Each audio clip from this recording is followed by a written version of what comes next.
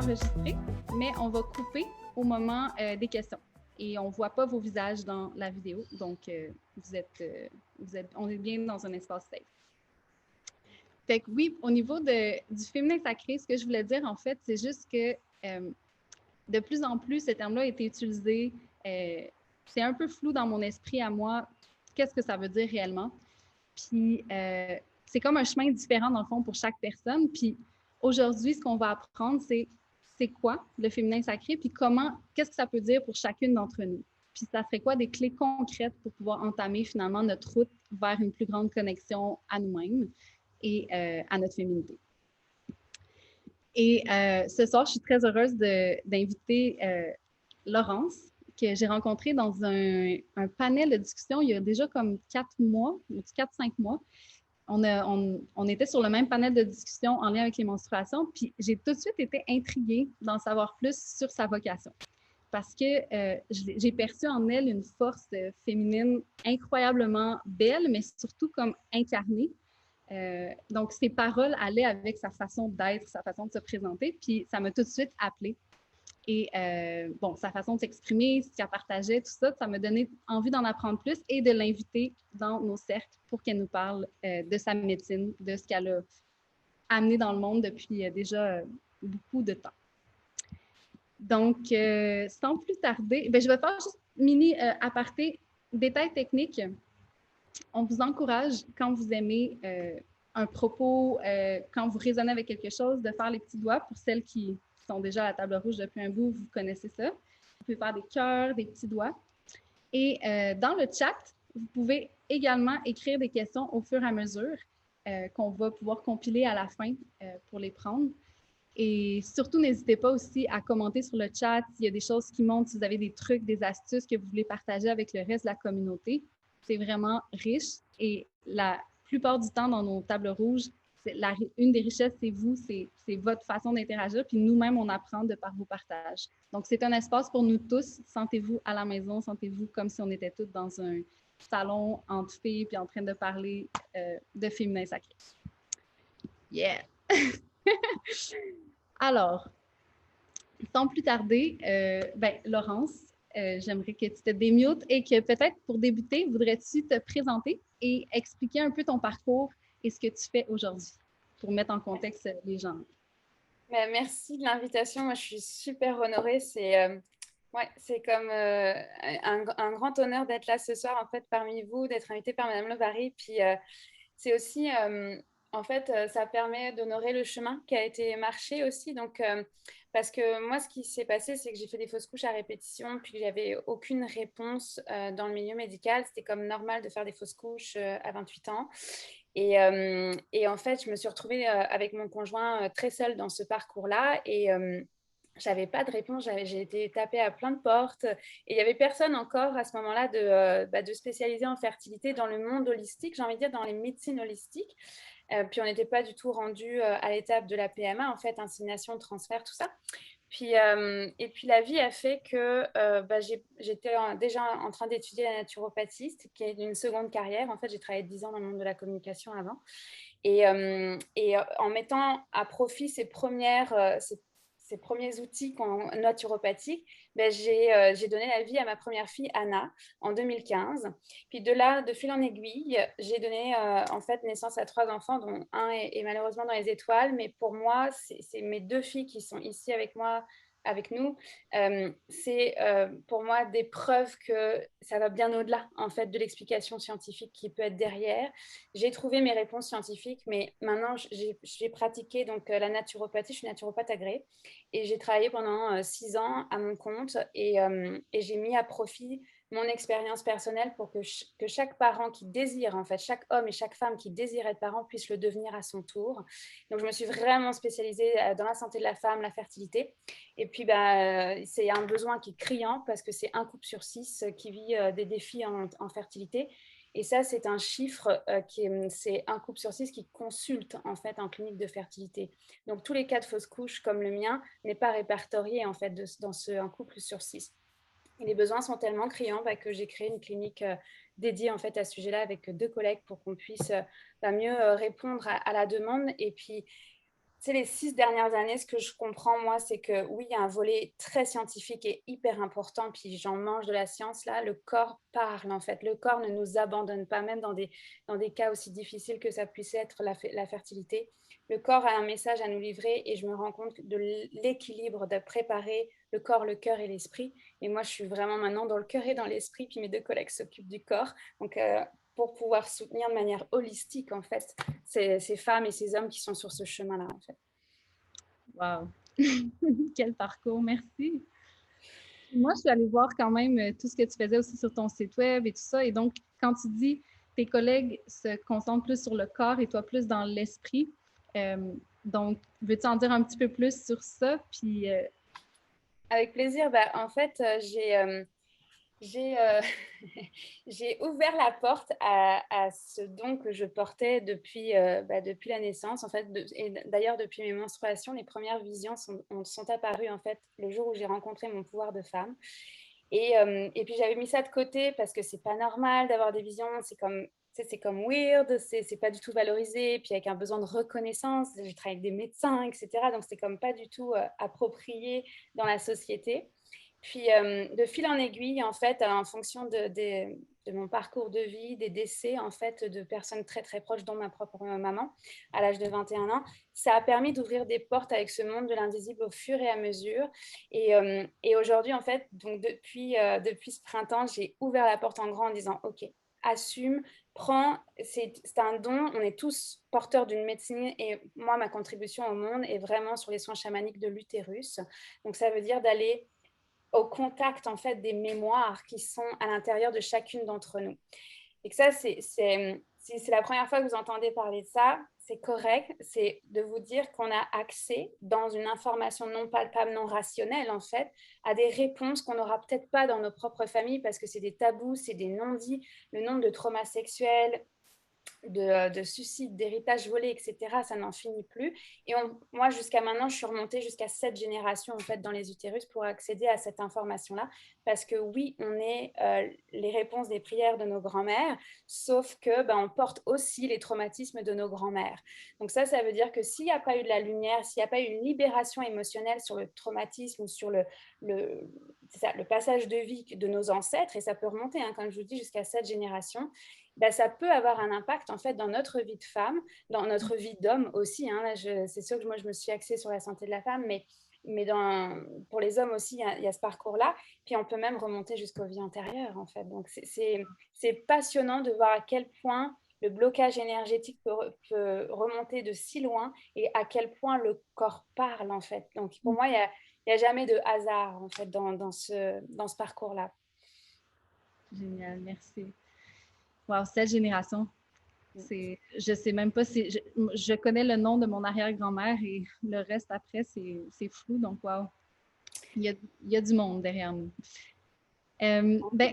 Comprendre qui on est, c'est comprendre d'où l'on vient. Donc, c'est cette recherche-là, comme je dis, on n'a pas toujours les informations. On peut, quand on fait des arbres généalogiques, d'ailleurs, moi j'adore l'appeler l'arbre gynécologique, d'aller voir qu'est-ce qu'ont vécu nos ancêtres. Et comme je dis, on n'a pas toujours les informations jusqu'à 7 générations. Là, ce n'est pas toutes les familles qui ont fait des livres sur les parcours de nos grands-parents, mais ils ont un réel impact. On appelle ça la psychogénéalogie. En fait, le transgénérationnel, c'est une passion. Il y a des psychiatres qui se sont spécialisés là-dedans. C'est passionnant. Wow, génial. Ben, j'ai envie de te poser la question de notre thématique aujourd'hui de c'est quoi le féminin sacré finalement? C'est quoi? Qu'est-ce que ça veut dire? Parce que c'est un concept qui peut, c'est ça, comme je disais au début, c'est un peu flou. Il y a peut-être même aussi un peu de jugement. Si je suis vraiment honnête, là, des fois, je sens moi-même que je peux avoir du jugement sur le féminin sacré, comme si je trouvais que c'était un peu trop fleur bleue, un peu trop mystique, puis comme si ça voulait rien dire finalement. Donc ça, c'est mes propres jugements. Donc je viens ici avec aussi l'intention de comme regarder, OK, c'est quoi, d'aller voir plus loin.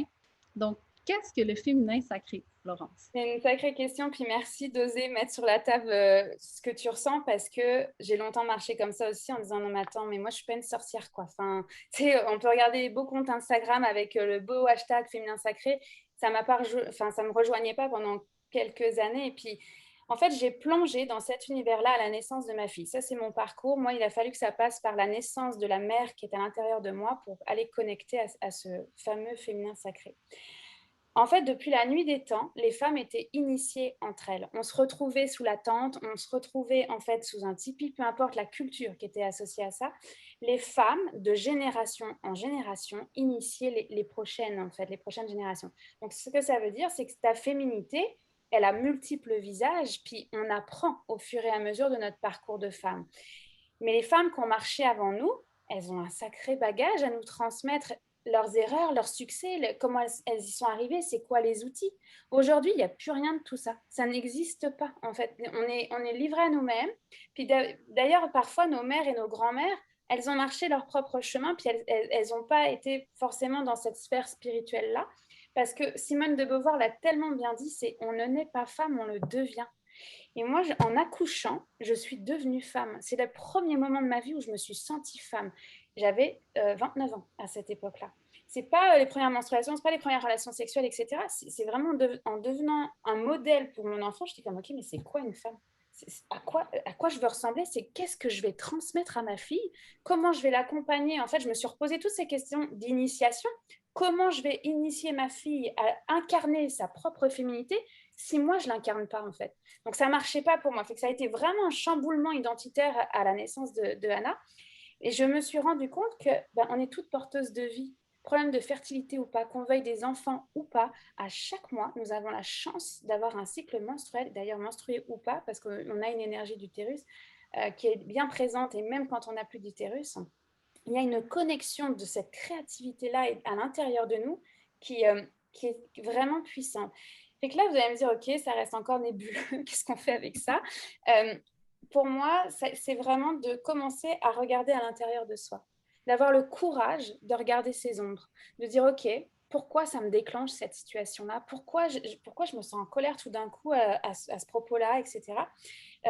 Non, mais là, est-ce que moi, je me sens bien dans mes vêtements? Est-ce que je me sens libre dans ma sexualité? Est-ce que des fois, j'arrive à connecter avec ce courage d'Amazon pour accomplir, en fait, cette femme qui est à l'intérieur de moi? Donc, de commencer à tourner le regard vers l'intérieur et de mettre ce volume à on de son intuition, en fait, de cette petite voix qui vous parle au sein de votre cœur, puis mettre à off celle du mental, en fait. Le mental, il sert à plein de choses. Mais là, ce qu'on veut, c'est vraiment de commencer à connecter avec soi et à se déposer. Parce qu'on est dans une société là où on s'étourdit, le nombre de séries qui peut exister, le nombre de podcasts, puis c'est super enrichissant, hein, je dis pas, hein, c'est magnifique. Sauf que ça nous permet encore plus de déconnecter de qui nous sommes, de se dire, OK, ce soir-là, il n'y a pas de série, il n'y a pas de téléphone, il n'y a pas de réseaux sociaux, et juste, je vais être. Arrêtons de faire et commençons à être. Donc et pour être, pour moi, ça commence par se connaître soi-même. Se connaître soi-même. Donc pour moi, il y a deux livres que je peux, en fait, qui ont été dans mon initiation ou dans ce chemin que j'ai marché toute seule parce que j'étais complètement désemparée. Donc j'allais thérapeute en thérapeute pour, OK, toi, tu l'incarnes de cette façon-là parce que chacune, en fait, a sa propre féminité. Alors, le livre qui m'a beaucoup marqué, comme beaucoup, hein, c'est Femmes qui courent avec les loups, hein, de Clarissa Pinkola. Pinkola Estés. C'est un super livre que je vous conseille, que je peux que vous inviter à découvrir. C'est sous la forme de contes et tous les enseignements à travers ces contes-là. Puis c'est une reconnexion à ces différents archétypes féminins qui sont à l'intérieur de nous. Et puis récemment, enfin 2 ans je crois, il y a Joséanne de Witch là, qui a fait le grand livre du féminin sacré. Ça c'est pour moi une première Bible qu'on dévore. Généralement on dévore. Puis c'est comme elle a eu j'ai envie de dire, le courage de rassembler ça dans un livre, en fait, pour poser les bases. C'est quoi le féminin sacré? Fait que j'aime beaucoup ces deux livres-là, puis je vous invite à les découvrir. Puis si vous les connaissez déjà, il y en a plein d'autres. Mais les livres, c'est toujours une première information qui arrive à nous. Mais ce qui reste valable, c'est l'expérience. On a beau avoir 50 000 livres, en fait, sur la féminité, c'est vous, à l'intérieur de vous, comment vous êtes. Parce que un tel a donné des enseignements, fine, super. Mais moi, là, si je ne me sens pas du tout la femme sauvage, je fais comment pour aller vers ma femme sauvage? Et c'est là où il y a plein d'outils qui existent, en fait. On n'a pas besoin d'être cette caricature-là de sorcière, de déesse.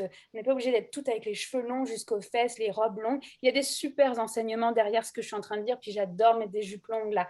Mais On n'est pas obligé de dire, OK, pour être dans mon féminin sacré, il faut que je m'achète ci, il faut que je m'achète ça, tant de pierres, de la sauge, je m'achète.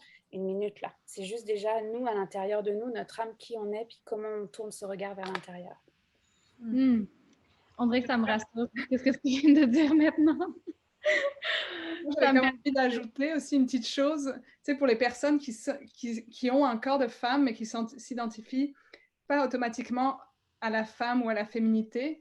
C'est ça que je trouve beau aussi dans le sacré, en fait, que ce soit le féminin sacré ou juste le sacré en général, c'est qu'on peut tout le temps définir nous-mêmes qu'est-ce qu'on veut créer comme espace sacré, quel genre de magie on veut amener dans le monde, puis on peut vraiment y mettre notre couleur, puis nos définitions, puis je sais que moi, ça m'a beaucoup marqué en m'acceptant comme je suis, qui est genre un peu une zone grise. Le sacré ouvre ses portes de toute manière, que tu sois un homme ou une femme, puis c'est ça qui est...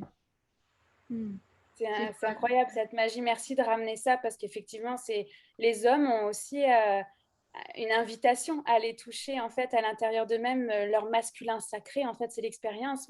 Mais pour moi, le masculin sacré, c'est aussi être au contact de son féminin parce qu'on a tous à l'intérieur de nous une énergie féminine et masculine.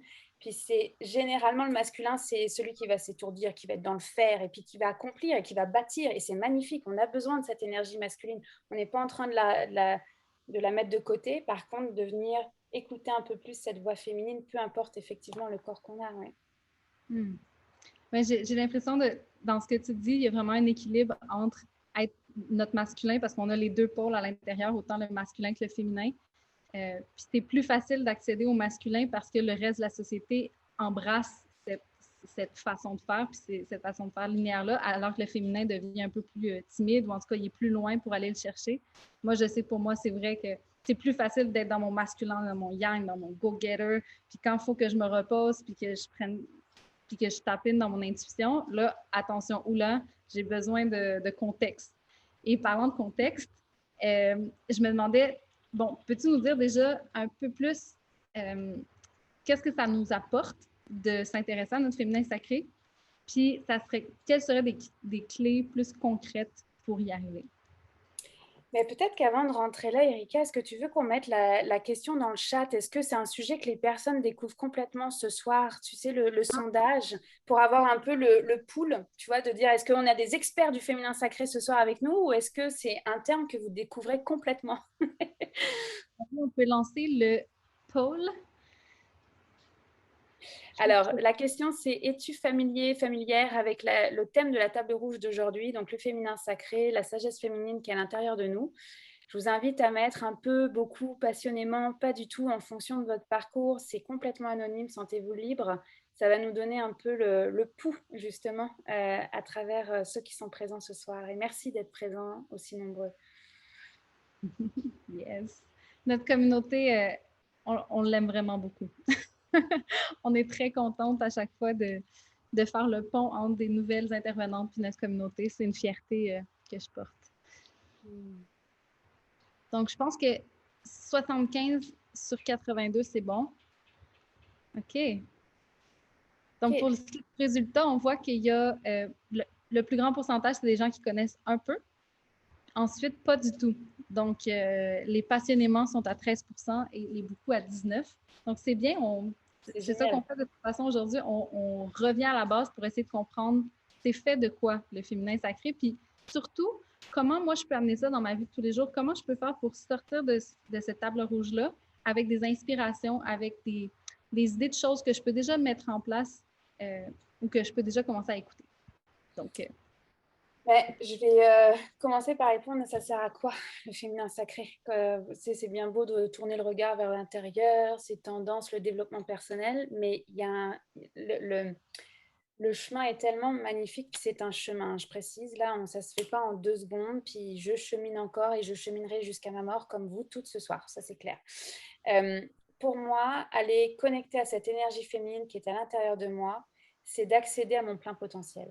C'est d'aller justement naviguer avec toute cette liberté, cette légèreté-là. Parce que de par le chemin de vie, de par ce qu'on a pu vivre, les chocs émotionnels, les traumatismes, etc., ça peut apporter de la lourdeur. Puis il y a les nôtres, puis comme je disais, il y a nos mères, il y a nos grands-mères, il y a nos grands-pères, etc., les oncles, les tantes. Il y a un lien, en fait, on appelle ça des cordons éthériques, c'est comme des liens d'argent qui nous relient pour démystifier ça et pour gagner en liberté, en fait, et en légèreté, pouvoir profiter de la vie, en fait. C'est ça, le féminin sacré, c'est d'être au contact de son énergie de la vie, son énergie féminine, pardon, c'est de pouvoir profiter de la vie, de pouvoir enlever, vous savez, ces pavés là qu'on peut avoir sur les épaules, puis peux-tu respirer là, juste avancer dans son propre chemin, parce qu'on a tous choisi de s'incarner pour une raison.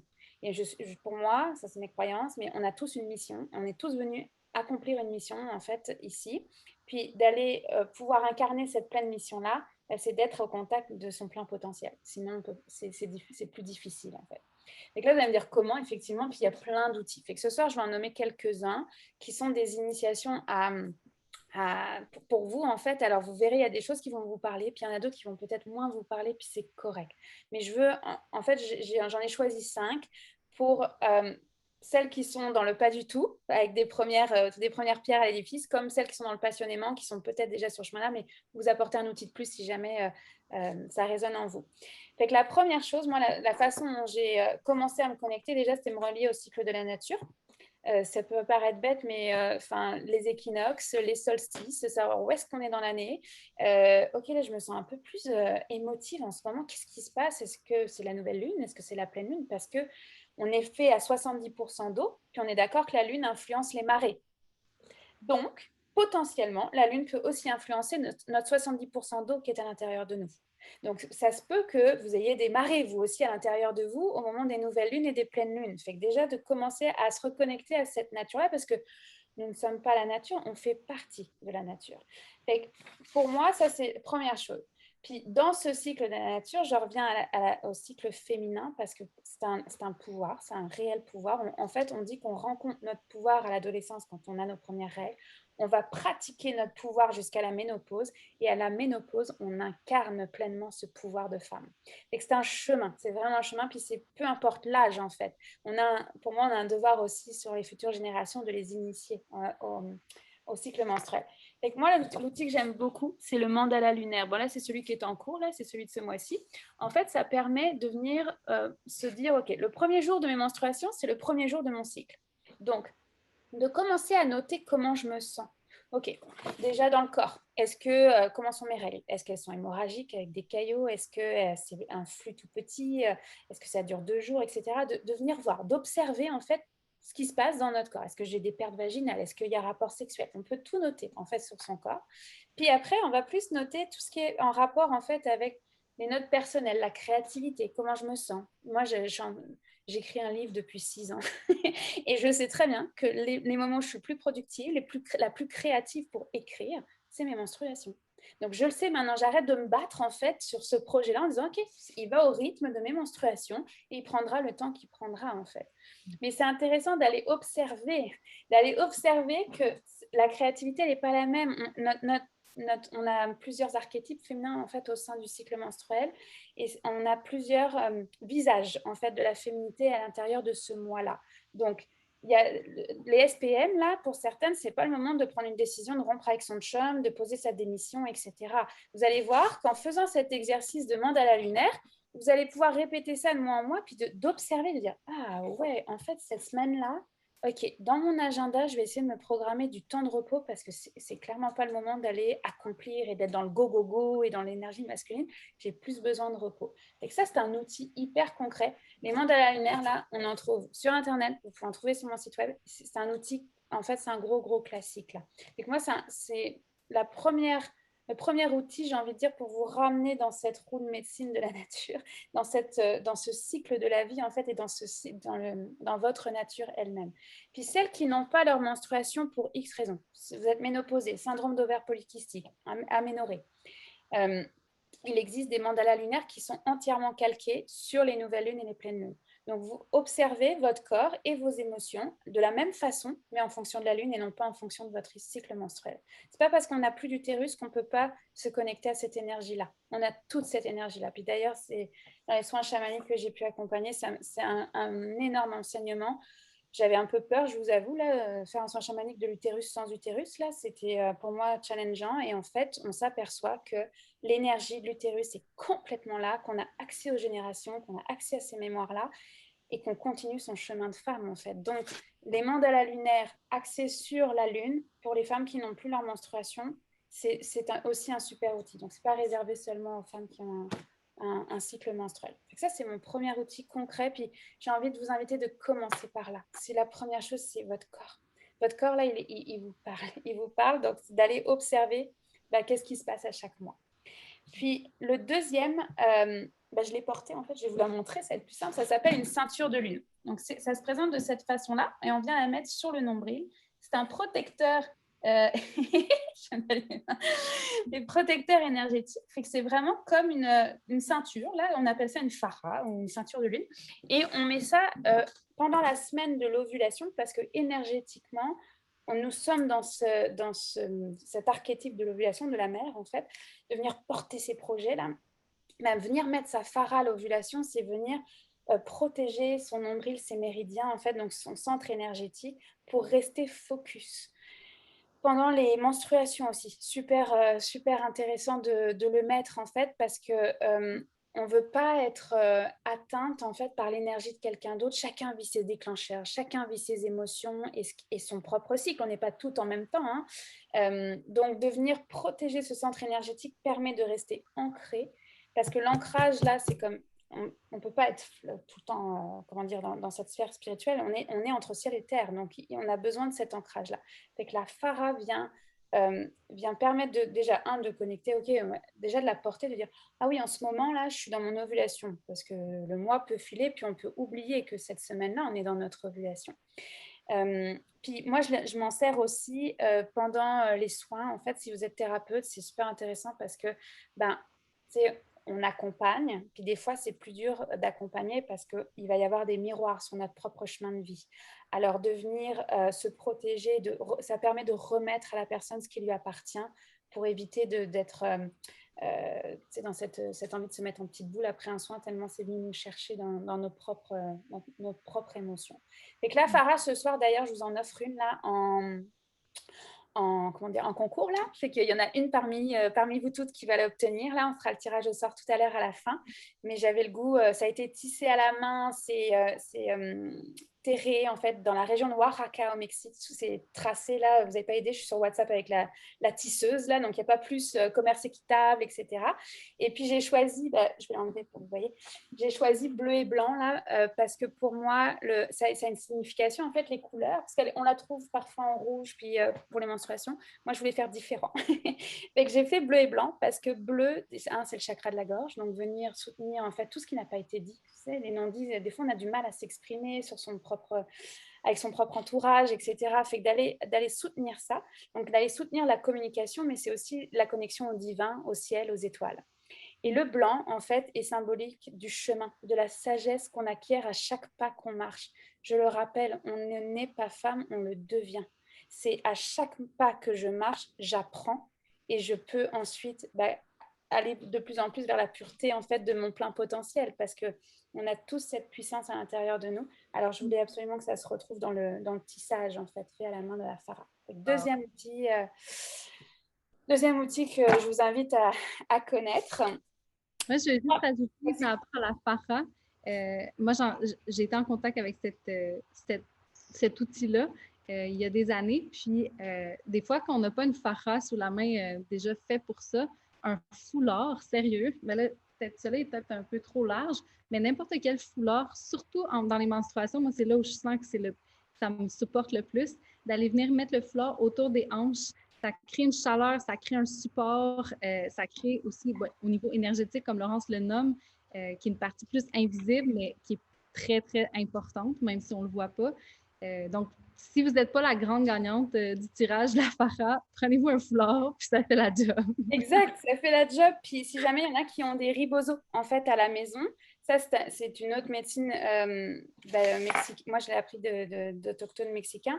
C'est vraiment la médecine de nos ancêtres. En fait, c'est le câlin en fait qu'on aimerait bien avoir de sa grand-mère qui est déjà passée de l'autre côté du voile. Si jamais vous êtes porteuse de ribozo, vous pouvez aussi l'utiliser sur votre ventre, parce que peut-être que le mandala, ça va être fastidieux pour certaines, mais d'avoir ce tissu-là autour de votre nombril, autour de votre ventre, ça vous permet de vous reconnecter. Où est-ce que vous en êtes dans votre cycle, puis comment vous vous sentez, puis vous protéger énergétiquement là-dedans, en fait. Donc oui, médecine clé que je vous recommande avec cœur. Puis la troisième, je ne passerai pas à côté, c'est l'obsidienne. L'obsidienne, c'est une sacrée pierre. Ça appartient à la lithothérapie. Ça peut se présenter sous plein de formes. Là, je vous ai pris la femme, en fait, de l'obsidienne. Ça se présente sous la forme de bracelet aussi.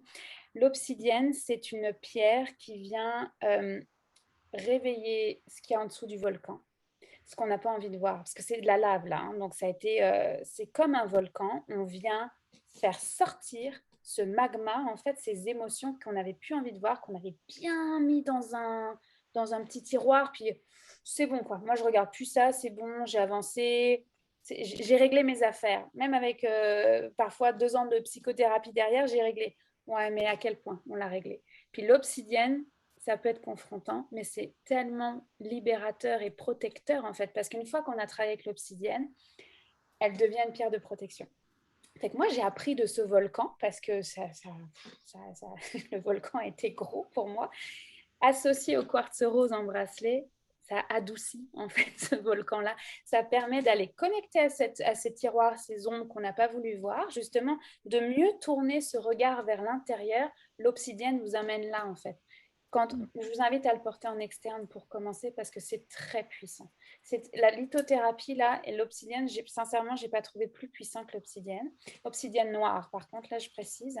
C'est ça, quand vous allez vous en procurer une, nettoyez-la en fait. Vous pouvez la passer sous l'eau, vous pouvez juste la mettre dans vos mains et porter une intention en disant j'aimerais purifier cette pierre-là. Vous pouvez la passer à la sauge, au bois de santal, bref. Prenez le temps parce que ça absorbe toutes les ondes négatives. Donc ça veut dire que toutes les personnes qui ont porté cette obsidienne dans leurs mains, elles aussi, elles ont leurs ombres. On en a toutes des ombres. Donc, vous ne voulez pas porter ce qui a pu être intégré dans la pierre, fait que pensez bien à nettoyer votre pierre d'obsidienne. Puis vous pouvez commencer soit la porter comme ça, comme un bracelet, mais sinon la mettre sous votre oreiller, dans une poche, à tous les jours. Observez comment vous vous sentez. Puis s'il y a un peu plus d'émotion, un peu plus émotif, ça se peut que l'obsidienne soit en lien là. Elle existe sous plein de formes, miroir, flèche, etc. Tu veux nous dire, Erika, toi, ton parcours avec l'obsidienne?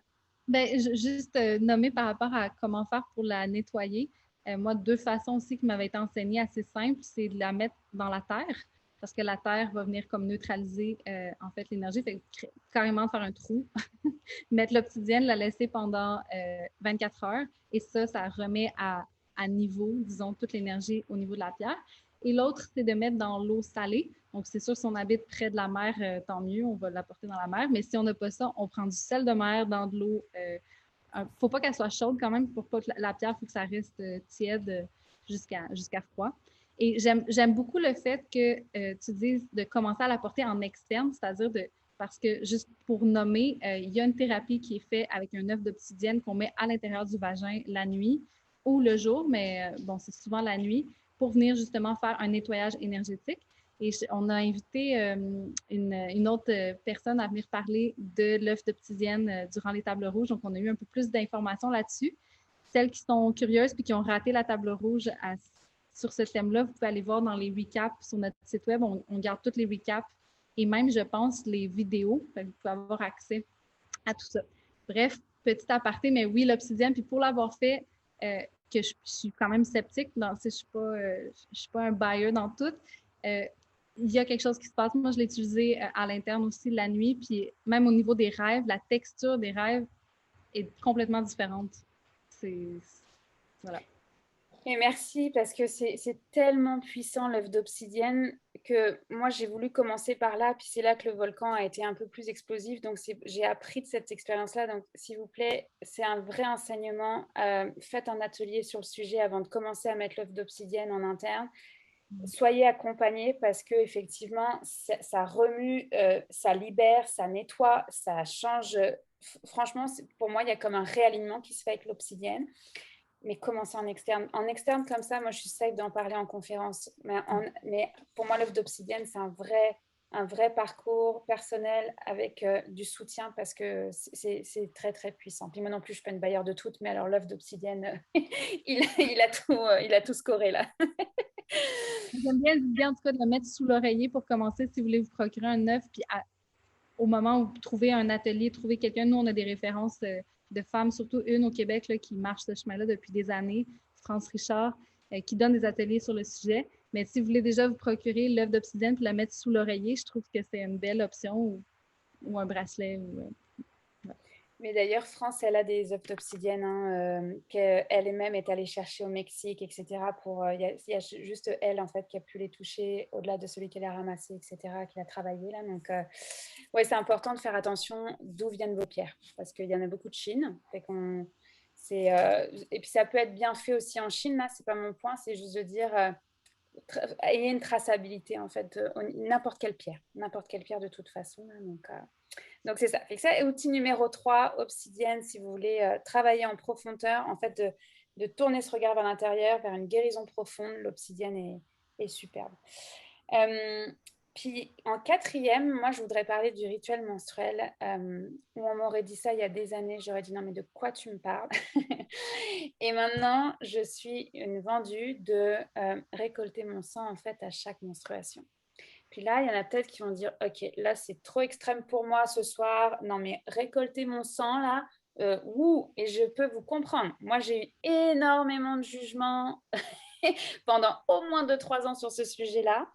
Et en fait, j'ai dit, OK, c'était l'année dernière. Ça fait 1 an, moi, que je récolte mon sang à chaque menstruation. En fait, je mets mes culottes menstruelles dans de l'eau froide pour les laver. Puis après ça, je les mets dans ma machine à laver pour en prendre soin après l'eau chaude. Et bien, en fait, le sang que je récolte dans cette première étape, en fait, avec l'eau froide, c'est celui que je vais remettre à la terre, en fait, à chaque menstruation. Et je peux vous dire que je l'ai jugé ce rituel-là parce qu'en me disant non mais c'est vraiment dégueulasse quoi. Enfin moi toucher ça, enfin non quoi. Même je me souviens la première fois que j'ai fait ça, je l'ai fait de manière mécanique. Ça faisait trop de personnes dans ce milieu-là qui m'en parlaient. J'étais comme ok bon là Laurence prends ton courage à deux mains puis tu vas leur regarder ton sang en fait. Donc j'ai fait ça de manière mécanique la première fois. Et je suis tellement devenue accro à ce rituel, ça fait maintenant 1 an tous les mois, c'est quelque chose qu'on fait en famille. Moi, j'ai mes 2 petites filles qui sont là, qui viennent chanter avec moi, remettre le sang à la terre. Puis quand on est en hiver avec cette belle neige, bah, je mets ça dans les plantes à l'intérieur de la maison, en conscience, et on vient libérer, c'est ça, en fait, démarrer ce nouveau cycle, ce dont on n'a plus besoin, en fait, à chaque cycle menstruel. Les peurs, les doutes, etc. Hop, on laisse aller avec ce sang menstruel. Et je trouve que c'est magnifique parce que je vais vous donner, on a un tipi à la maison dans lequel on fait des sacs de femmes, des ateliers, etc. Et quand on a monté ce tipi-là, ben, ma première qui a 6 ans voulait absolument venir sous le tipi. Elle est une femme, 6 ans, elle veut être dans le cercle de femmes comme tout le monde. Je dis, écoute, Anna, tu ne peux pas venir dans le tipi parce que tu n'as pas encore tes lunes. Le jour où tu auras des lunes, welcome. Puis maman, elle fera des tentes roses avec toi le jour venu, là. Mais pour le moment, c'est réservé aux femmes. Elle boudait, elle était elle part, elle revient me voir 5 minutes après pour me dire, maman, j'ai vu du sang dans ma culotte. Et moi, je me suis dit, mais j'ai rigolé, j'aurais pas dû rigoler, mais en tout cas, j'ai honoré ce chemin. Je me suis dit, mais welcome, ma fille, tu as hâte d'avoir tes lunes, d'avoir tes menstruations. La transmission est assurée. Et pour moi, on a un devoir auprès de nos filles de ne pas les mettre sous pilule forcément tout de suite, là, en tout cas d'accompagner la fertilité, la sexualité en conscience, parce que de les connecter à leur pouvoir plutôt que les défaire de leur pouvoir et si vous êtes là dans cette conférence puis que vous dites ok mais super mais moi franchement mes menstruations ça me fait pas kiffer, enfin c'est vraiment pas mon truc, si je pouvais ne jamais les avoir ça m'arrangerait donc je prends la pilule en continu et puis c'est comme ça, c'est de temps en temps mes menstruations. Je vous assure, c'est un chemin incroyable de venir connecter à son sang menstruel. Il y a même des femmes qui font des œuvres d'art avec leur sang menstruel. Je ne suis pas rendue là, mais je suis rendue à mettre mon sang dans la terre, puis je vais vous inviter à votre prochain cycle menstruel de l'essayer, même si c'est mécanique. Parce que, et de le faire, c'est ça, avec une intention, peut-être un chant que vous aimez bien, etc. Mais de venir le ramener en fait à la terre. Puis là, je vais te paraphraser, Erika, mais la prophétie, en fait, qui est, je ne sais plus de quelle culture, peut-être que tu veux le dire. C'est la prophétie des Hopis. qui dit que le jour où toutes les femmes rendront à la terre leur menstruation, leur sang, il n'y aura plus de guerre, on n'aura plus besoin de faire couler le sang des hommes. C'est une magnifique prophétie, puis merci de me l'avoir partagée il n'y a pas si longtemps que ça, Erika. Ça met tellement de la clarté de pourquoi on le fait. Chacune a sa responsabilité dans la guérison de la terre-mère. Pour moi, le rituel des sangs menstruels, essayez-le, même si ça a l'air weird ce soir. Et si je peux me permettre, j'ai vu dans le chat aussi qu'il y avait une personne qui avait écrit ça fait quoi, tu sais, comme quand on remet le sang, parce que là, tu nous as décrit un peu l'action. Finalement, c'est si on a une coupe menstruelle ou si on a une culotte menstruelle, ça nous permet de récolter le sang. Évidemment, si c'est un tampon puis une serviette, c'est un peu. C'est pas tellement possible. Donc, c'est une autre bonne raison d'avoir des protections réutilisables.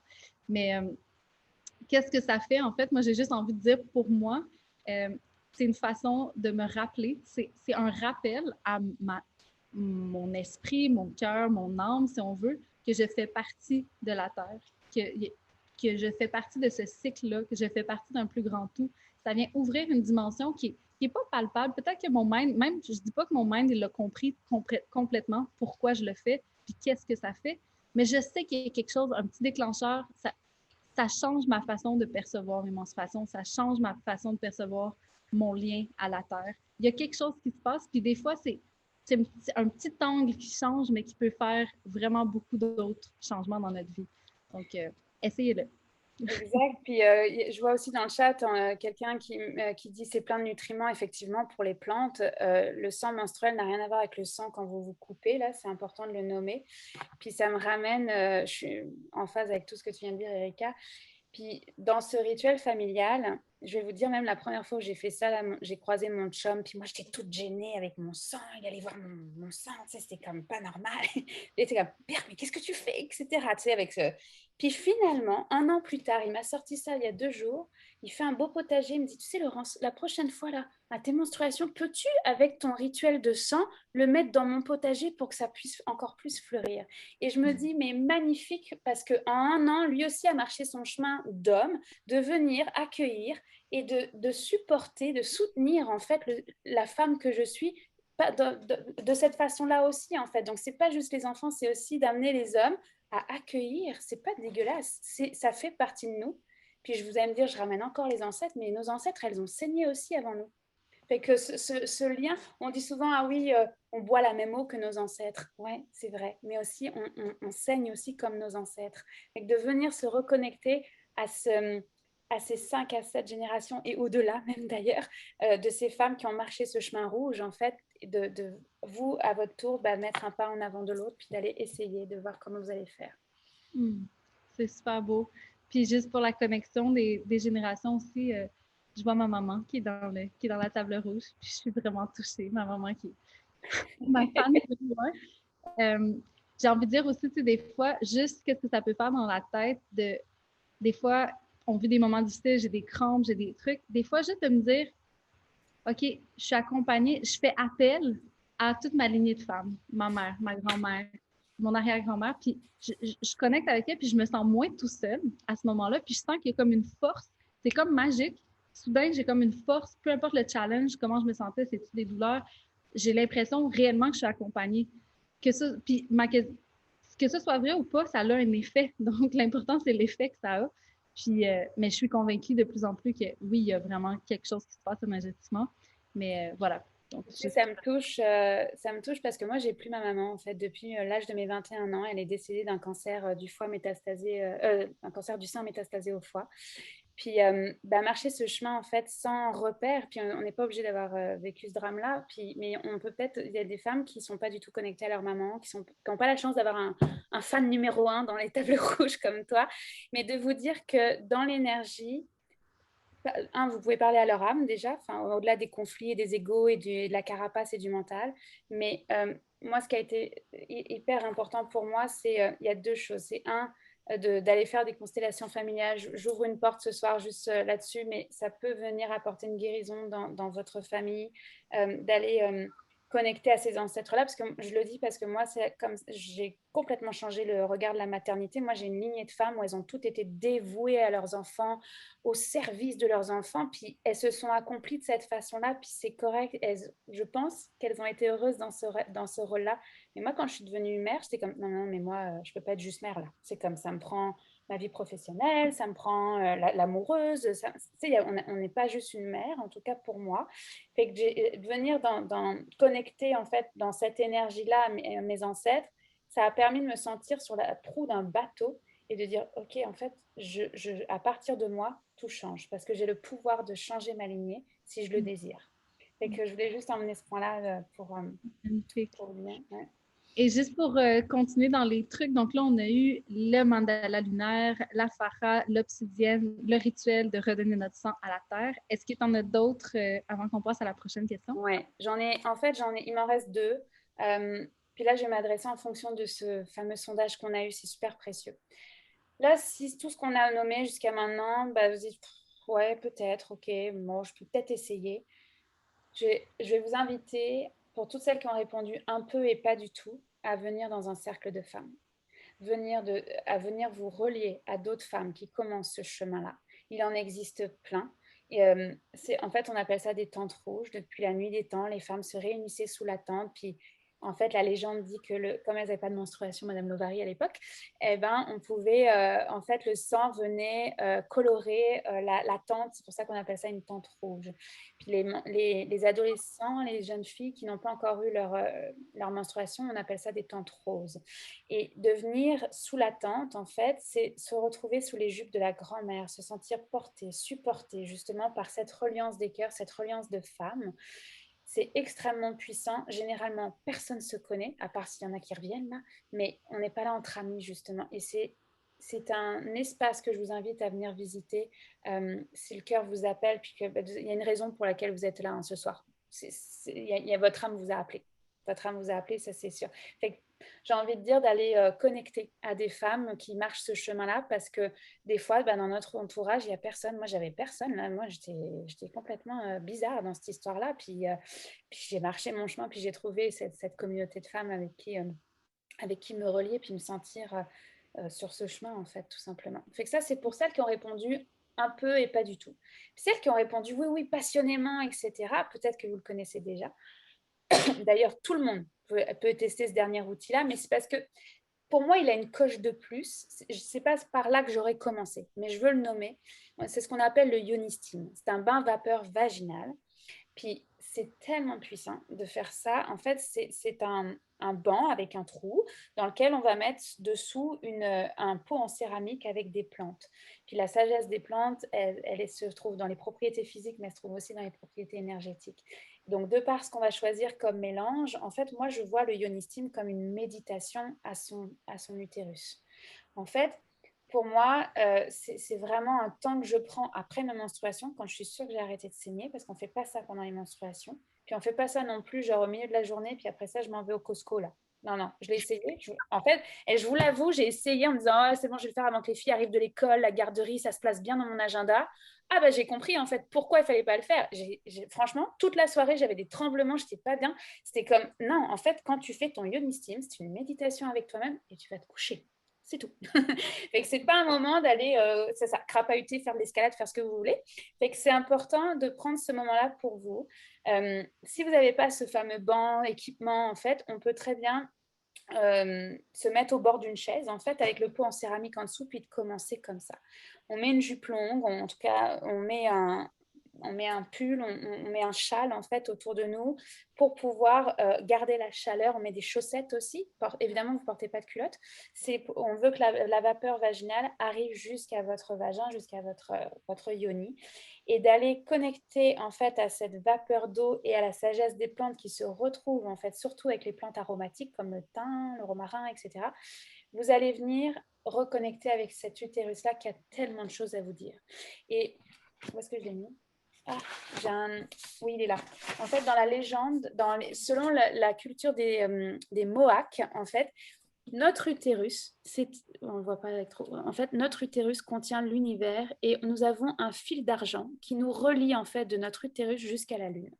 Ça, c'est un enseignement des Mohawks que j'ai trouvé tellement puissant qu'on en a fait un carnet, une illustration, etc. Donc, pour moi, c'est ça l'ionistime. C'est venir reconnecter à ce fil d'argent qui est complètement invisible et non rationnel et d'aller venir me déposer après mes menstruations parce que très souvent, je vais avoir la guidance du prochain cycle. Je vais aller me relier à l'énergie de qu'est-ce qui est là et qu'est-ce que j'ai envie d'accomplir dans ce prochain cycle. Tu sais, on vit tous des moments de doute, des peurs, etc. Ben, pour moi, l'ionistime, ça permet de s'ancrer, d'aller connecter à cette sagesse-là et de dire, OK, où j'en suis là? C'est quoi la direction pour atteindre mon plein potentiel? L'ionistime fait partie des outils clés. Wow! On a plein d'outils dans notre baluchon ce soir. C'est vraiment cool. Puis je trouve ça bien parce que c'est des outils que, pour ma part, je connaissais la plupart, mais c'est bien de les voir sous l'angle de la féminité sacrée, puis de voir, OK, en tout cas, de les revoir comme ça, je trouve ça bien. Puis je vois le temps qui file. J'avais comme prévu plein d'autres questions. Puis en même temps, je veux être sûre qu'on ait assez de temps pour les questions des gens de notre communauté. Donc, si tu es d'accord, je te poserai une dernière question sur les archétypes. Parce que tout à l'heure, tu as parlé que le féminin sacré, c'était relié à plein de types d'archétypes différents. Puis j'avais envie peut-être que tu me donnes des exemples de ces archétypes-là pour qu'on puisse déjà commencer à les associer dans certaines facettes de notre personnalité, dans certains moments de notre vie. Des fois, je me sens plus Amazon, si ça, tu en as parlé un petit peu. Donc, juste nous donner peut-être quelques exemples. Ouais, en fait, dans tous les livres du féminin sacré, on va retrouver 4 archétypes qui vont être en fonction de notre cycle menstruel. Donc, on a toutes à l'intérieur de nous la petite fille. Donc, ça, c'est la phase préovulatoire, celle qui est prête à tout découvrir, qui s'émerveille de tout, puis comme go, go, go, on y va. Puis, on va avoir l'archétype de la mère, celle qui porte ses projets au moment de l'ovulation. On va avoir cette sorcière, cette sorcière, cette enchanteresse, en fait, au moment des SPM. Les SPM, là, j'ai une phrase, c'est pas normal, mais on n'est pas supposé en fait avoir des SPM, juste pour information là. Et surtout, c'est qu'ils viennent masquer cette puissance, cette connexion à la sorcière qui est à l'intérieur de nous en fait, à cette enchanteresse, parce que c'est un moment du cycle où peu importe ce que quelqu'un va vous dire dans votre entourage, vous savez que vous êtes dans la bonne direction, puis que c'est là que ça s'en va. Puis au moment des menstruations, on est dans la femme sage, en fait, donc celle qui vient faire ce temps d'introspection. Ça, c'est ce qu'on retrouve dans tous les livres du féminin sacré. Moi, j'ai lu ça, j'étais comme, ok, super, j'ai une grand-mère à l'intérieur de moi, je ne suis pas certaine, enfin, comment on fait? Mais là, je trouvais que c'était réducteur dans le sens où ça reflétait pas tous les archétypes que moi j'avais traversés en fait dans mon chemin de femme. Parce que je leur dis, on n'est pas femme, on le devient. Fait que moi, j'ai comme inventé, créé 13 archétypes sur lesquels en fait je me sens, où j'ai senti en fait que j'ai incarné chacun d'entre eux pour me sentir complète dans ma féminité. Donc, tu sais, de passer de l'éveil spirituel, la femme étincelle, à la femme chrysalide qui connecte à ses menstruations, la femme fertile qui est allée au-delà de tous les diagnostics de je t'ai vu pour ne pas avoir d'enfant, la femme sensuelle, la femme sauvage, celle qui est libre dans sa sexualité, la femme médecine aussi, de révéler au grand jour la femme médecine. Je ne vous dis pas, hein, traverser chaque archétype, c'est un chemin, c'est extraordinaire, on sort de notre zone de confort en fait, mais pour moi, c'est ça, c'est me sentir complète, me sentir à mon plein potentiel. Et aujourd'hui, ce que je veux faire, en fait, c'est que je veux tellement accompagner dans le cœur et dans l'âme parce que c'est trop oublié. Moi, j'aurais tellement aimé avoir des femmes qui m'auraient initiée à ma féminité qu'aujourd'hui, je veux devenir en fait cette femme qui va initier à d'autres archétypes et qui va amener sur ce chemin de la féminité, de la reconnexion en fait à l'intérieur de soi. Et pour ça, vous irez voir, j'ai créé un magnifique programme qui s'appelle Luna. Cet été, sous le Tipeee, on va avoir 13 ateliers d'initiation justement à chacun de ces archétypes-là. Vous irez fouiller sur la définition parce que je sais qu'on manque de temps, mais pour moi, en fait, on peut... Tu sais, il y a une dimension sacrée dans tout ce qu'on est en train de se dire, mais on revient à la base. C'est qui la femme qui est à l'intérieur de chacune d'entre vous?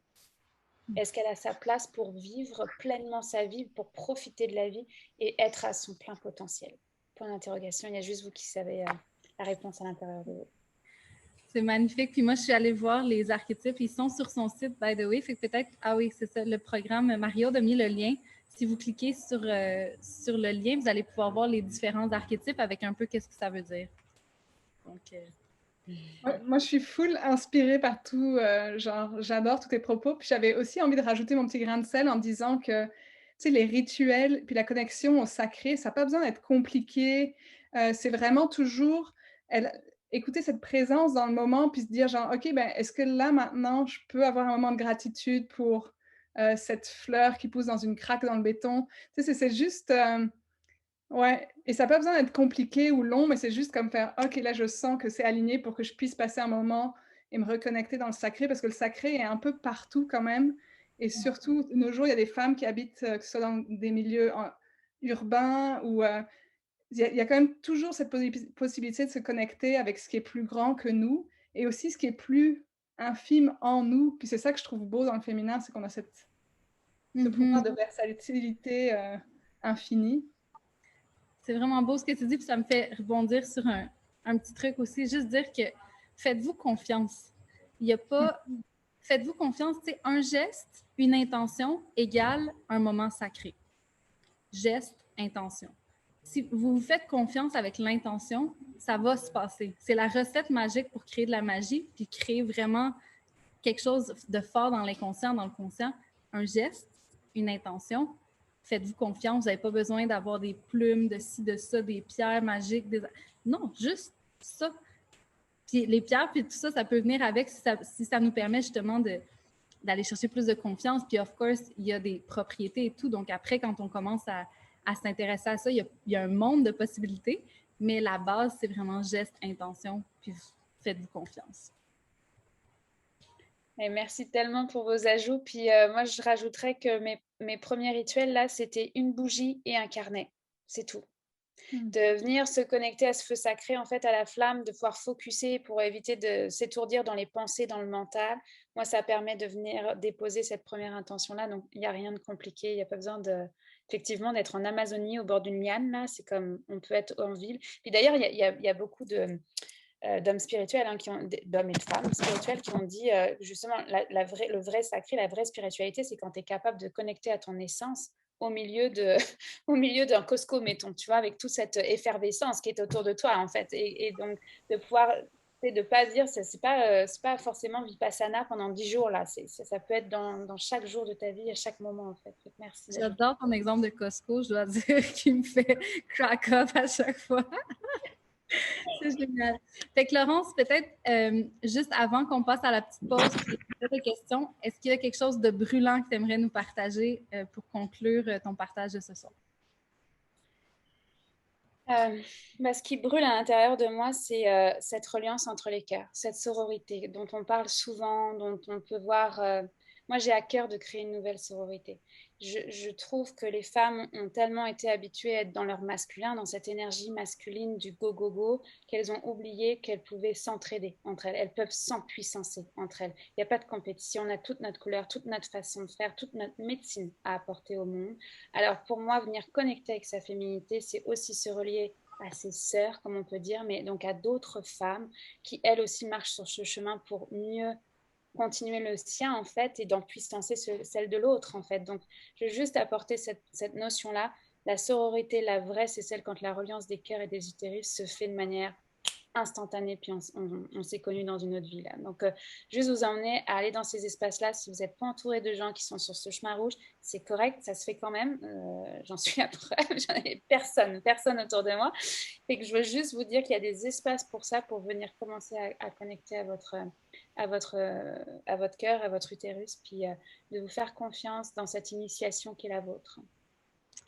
Wow, magnifique. Merci, Laurence. On peut envoyer un peu de love à Laurence? Moi, je vous envoie du love aussi. Yes! Super. Eh bien, c'est le petit moment de la pause. Pour celles qui sont habituées aux tables rouges, vous êtes au courant. Donc, ce soir, pour la pause, on a demandé à Laurence de nous offrir un chant. Et là, le chant, on vous invite à le chanter avec nous. On peut garder les micros fermés, puis on peut écouter la voix de Laurence, mais de le pratiquer. Puis c'est un chant. Tout à l'heure, on parlait du rituel du sang, puis on disait, remettre le sang à la terre, puis s'il y a un chant qui vous vient, parce que le chant, en fait, permet d'aller connecter notre utérus, notre voix, permet d'aller libérer. Puis c'est un peu comme un mantra. Donc, vous allez voir, le chant, il revient. Donc, Laurence va chanter plusieurs fois pour qu'on puisse comme l'intégrer puis l'apprendre. Puis on va mettre les paroles dans le chat. Puis si vous raisonnez avec ce chant-là, ben, c'est un chant que vous pouvez utiliser quand vous allez faire votre premier rituel de remettre le sang à la terre. Vous êtes les bienvenus de vous approprier ce chant-là aussi. Mais juste avant qu'on fasse le chant, est-ce que ça vous tente? Ben, ben, je vois des gens. Ah ouais, ça sent. On va faire ça en famille, en sororité.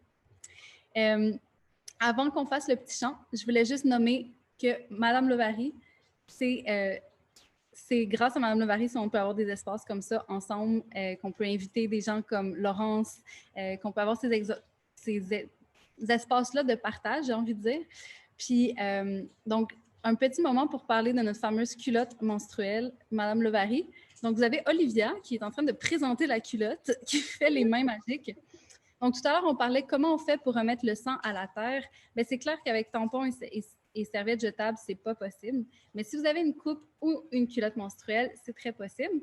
Et l'avantage de la culotte menstruelle, pour celles qui ne l'ont pas encore utilisée, il y a vraiment l'effet aussi de, tu sais, le fameux let it flow. Le sang menstruel est fait aussi énergétiquement, il y a comme un release. C'est un peu, ça veut se, j'ai l'impression que c'est presque un magnet qui s'en va vers la terre.